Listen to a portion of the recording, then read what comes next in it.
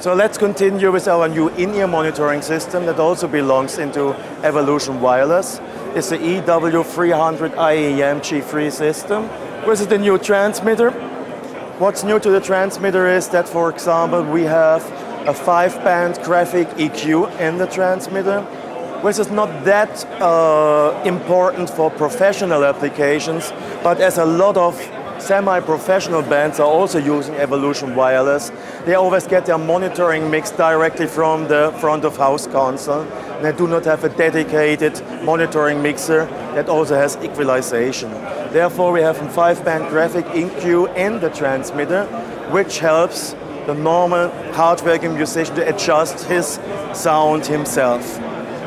What's also very new is the antenna combiner and the way how power is derived to our transmitter, because you do not need any external power supply anymore for our transmitters as long as you're using our antenna combiners, because the power for the transmitters is derived through the antenna cable. Each splitter can work, each combiner can work with up to 4 in-ear monitoring transmitters. Another thing we did in the past, you always had to go into the menu to find out what the settings in the receiver are. Because you can adjust it to stereo or focus mode reception, you can turn on and off the limiter, you can activate a high boost.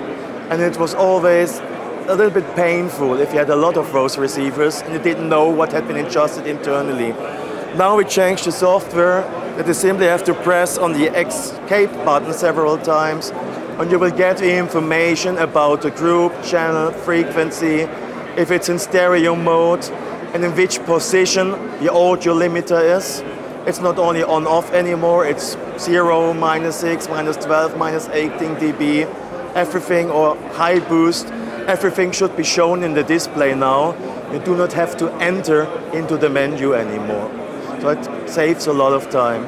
Another thing we are working on at the moment is that we use the cable of the earphone as a second antenna to offer you simple antenna diversity in case that this antenna doesn't receive anymore.